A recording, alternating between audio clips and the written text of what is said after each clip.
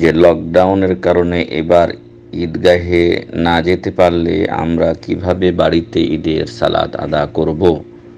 সম্মানিত ভাই, ঈদের সালাতের ব্যাপারে হুকুম বা বিধানের ব্যাপারে চার মাযহাবের ইমামগণ যে মত দিয়েছেন সেই মত হলো হানাফি মাযহাবে ঈদের সালাত ওয়াজিব, হাম্বলি মাযহাবে এটা ফরজে কিফায়া, আর মালিকি ও শাফিঈ মাযহাবে ঈদের নামাজ সুন্নাতে মুআক্কাদা। তো সর্বাবস্থায় যখন লকডাউনের কারণে বা করোনা ভাইরাসের কারণে আমরা যদি সরকারি হুকুম থাকে, নির্দেশ থাকে ঈদগাহে না যাওয়ার, তাহলে সেটা মানা আমাদের উপরে ফরজ। কারণ আল্লাহ তাআলা বলছেন, আতিউল্লাহ ওয়া আতিউর রাসূল উলিল আমরি মিনকুম, তোমরা আল্লাহ রাসূলের আনুগত্য করো, নেতাদের আনুগত্য করো। তো নেতাদের আনুগত্য করতে হবে ভালো কাজে। আর করোনা ভাইরাসের কারণে যে সকল আত্মরক্ষামূলক ব্যবস্থাগুলো গ্রহণ করা হচ্ছে সেটা আমাদের কল্যাণের জন্যই করা হচ্ছে, আমাদের ভালোর জন্যই করা হচ্ছে।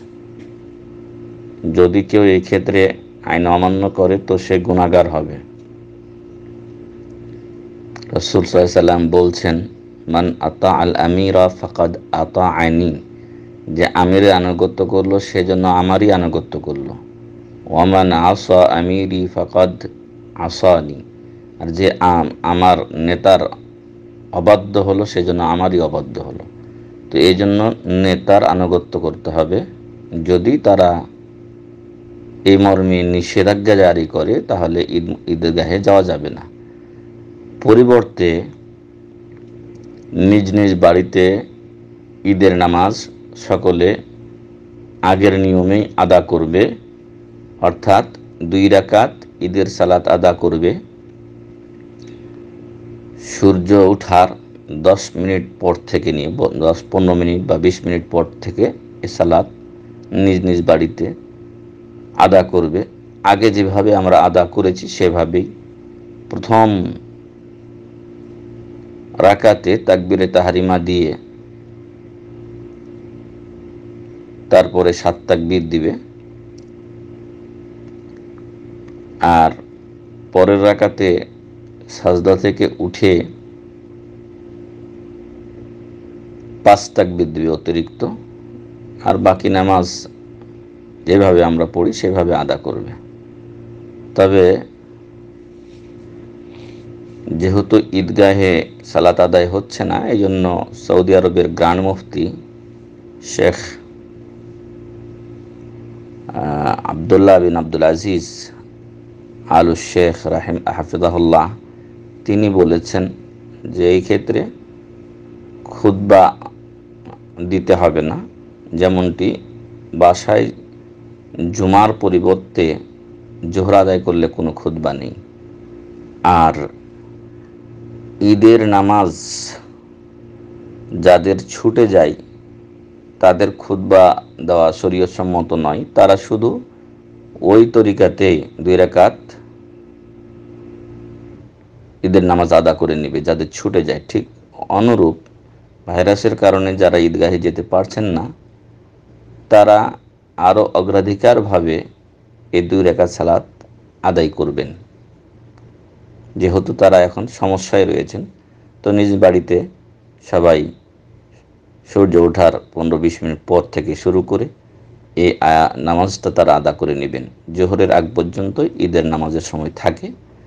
তো এর মধ্যে যদি কেউ আদায় করে নেয় বাড়িতে অথবা নিজ নিজ ভিলাতে 4-5 জন 10 জন যারা আছেন যেভাবে এখন নামাজ পড়ছেন সেইভাবে ঈদের নামাজটা আদা করে নেবেন এবং পরস্পর আনন্দ বিনিময় করবেন। তবে অবশ্যই লকডাউনের নিয়মকানুন মেনে চলতে হবে। আল্লাহ তাআলার জন্য আমাদেরকে হকটা বোঝার, জানার এবং মানার তৌফিক দান করেন। আল্লাহুম্মা আমিন। মনে রাখবেন, ইসলামী ফিকহি একটি কায়দা হলো যে দারউল মাফাসিদি মুকদ্দামুন আলা জালবিল মানাফি, ক্ষতি রোধ করা এটা অগ্রাধিকারযোগ্য উপকার বয়ে নিয়ে আসার চাইতে।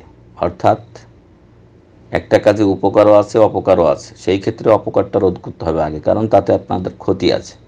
এখন যে ভাইরাসের সময়, হ্যাঁ আমাদের আনন্দ হবে, আমরা মাঠে গিয়ে ঈদের নামাজ পড়ব, কতই না চমৎকার হবে, কিন্তু তাতে করে আমাদের ক্ষতি রয়েছে। ভাইরাস ছড়িয়ে আরও অনেক লোক ভাইরাস আক্রান্ত হয়ে হয়তো অনেকে মারা যাবে, এবং এতে করে অনেকের জীবনের যে আরামায়েশ নষ্ট হয়ে যাবে।